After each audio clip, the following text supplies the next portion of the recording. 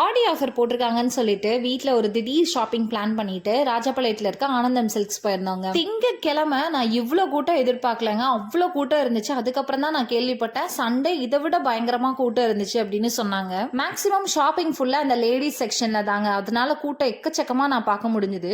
ஆனால் என்னை பொறுத்த வரைக்கும் ஆஃபர் அந்த அளவுக்கு பெஸ்ட்டாக இல்லை. எல்லாத்துலேயுமே 10% தான் கொடுத்துருந்தாங்க. பட் 5 to 50% சொல்லியிருந்தாங்க. எங்கேயுமே நான் 10+ அந்த மாதிரி ஆஃபர்ஸை நான் பார்க்கவே இல்லை. அதே போல் நம்மளோட மெம்பர்ஷிப் கார்ட்லையுமே பாயிண்ட்ஸை ஏற்ற மாட்டோம் அப்படின்னு சொல்லிட்டாங்க.